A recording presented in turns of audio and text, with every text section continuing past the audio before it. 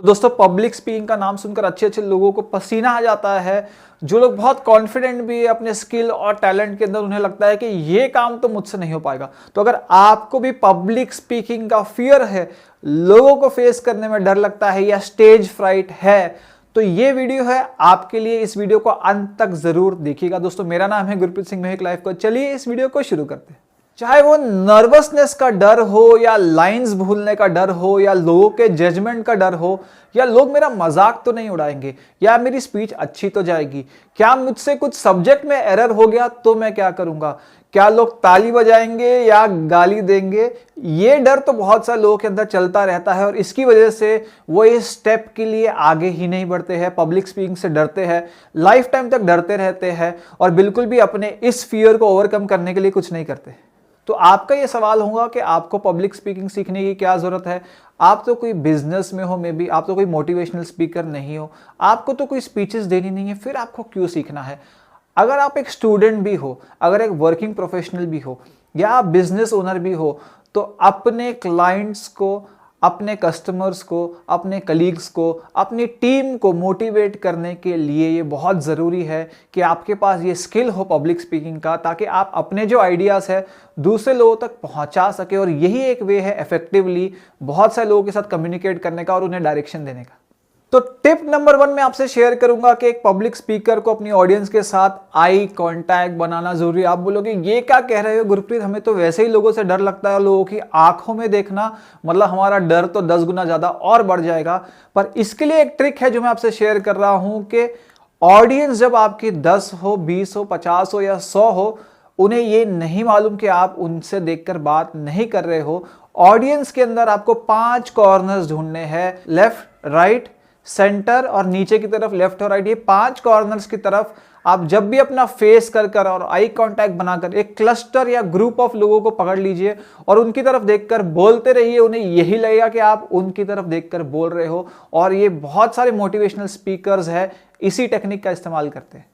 Tip number 2 है कि voice modulation का इस्तेमाल करिए। जिस तरह से मैं आपके साथ अब बात कर रहा हूं कि कुछ वर्ड्स ऊंचे स्वर में है, कुछ वर्ड्स स्लो है, कहीं पर थोड़ा पॉज है, कहीं पर थोड़ा धीमे से बोल रहा हूं, कहीं पर थोड़ा ऊंचा बोल रहा हूं। पर क्यों? ये सेंटेंस के अंदर एक एनिमेशन फील लेके आने के लिए, इंटरेस्टिंग बनाने के लिए, लोगों का ध्यान खींचने के लिए। अगर अब मैं एक ही टोन पे बोलता रहूंगा तो लोगों को बहुत ज्यादा बोरिंग लग सकता है। इसलिए वॉइस के अंदर मॉड्यूलेशन लेके आना, टोन्स के अंदर मॉड्यूलेशन लेके आना, वेरिएशन लेके आना लोगों का ध्यान खींच कर रखेगा। टिप नंबर 3 है कि अपनी ऑडियंस को अपना दोस्त बना लीजिए। कैसे बनाएंगे आप शुरू में जब पहुंचते हो, एक अपने मंच पर पहुंचते हो, अपनी ऑडियंस की तरफ देखकर उन्हें अपना नाम बताइए, अपना इंट्रोडक्शन दीजिए, फिर उनका इंट्रोडक्शन लीजिए, उनसे पूछिए कि वो कौन है, वो क्या करते हैं, कहां से आए हैं, ये जो लेक्चर है आपका या सेमिनार है या सेशन वो क्यों अटेंड करना चाहते हैं, क्या रीजन है। कनेक्ट बनाइए उनके साथ में, उनसे कुछ सवाल पूछिए।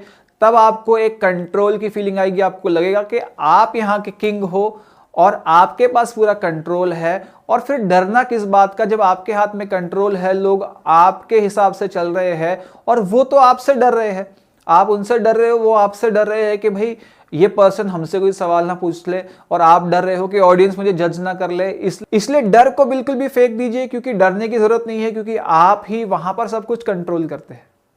टिप नंबर 3 है कि ह्यूमर का इस्तेमाल करिए, जोक्स का इस्तेमाल करिए। कोई लाइफ का इवेंट अपने बताइए, जो रियल लाइफ इवेंट है, जो आपको अच्छे से याद है, आप बता सकते हो, उसमें आपको कोई फेक करने की जरूरत नहीं है।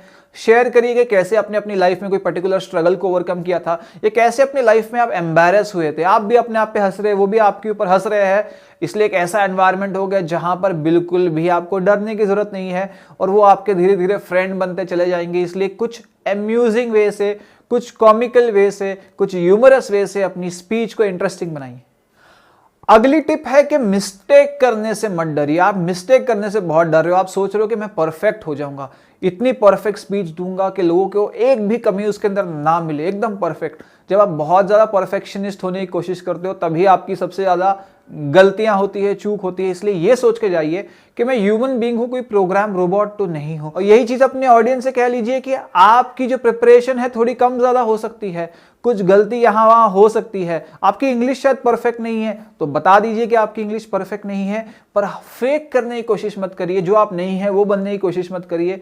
वहीं पर ही गलती होती है। जब आप सब कुछ एक्सेप्ट करते हो, गलतियों को भी एक्सेप्ट करते हो, एरर्स को भी एक्सेप्ट करते हो, तब आपकी ऑडियंस आपको बिल्कुल जज नहीं करती, इनफैक्ट आपका मॉरल बढ़ाती है, आपको सपोर्ट करती है।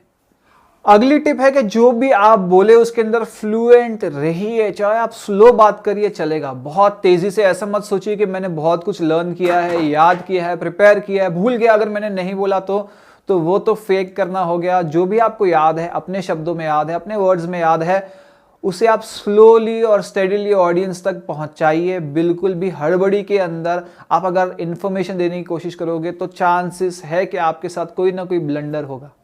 अगली टिप है कि अगर आपसे छोटी सी गलती होती है तो उसको द एंड मत समझिए, वहीं से स्पीच को आगे अच्छे डायरेक्शन में मोड़िए। मिस्टेक होती है तो सॉरी बोलते हुए, अपोलोजाइज करते हुए आगे बढ़ जाइए, नेक्स्ट कंसेप्ट पर पहुंच जाइए, नेक्स्ट स्लाइड पर पहुंच जाइए।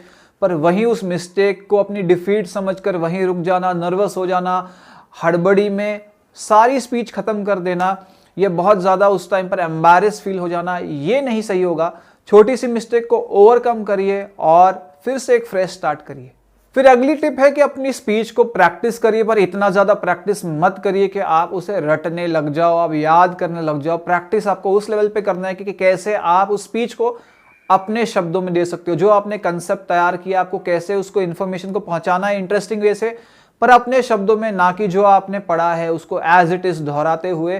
क्योंकि जब भी आप कुछ चीज याद करते हो तो मेमोरी ही सबसे पहले इफेक्ट होती है। जब आप नर्वस होते हो आपके सामने ब्लैकआउट हो सकता है, आप सब कुछ भूल सकते हो। अगर आपने कंसेप्ट को समझ लिया है तो मेमोरी का कोई योगदान नहीं, आप फिर से नई चीज समझकर एक्सप्रेस कर सकते हो।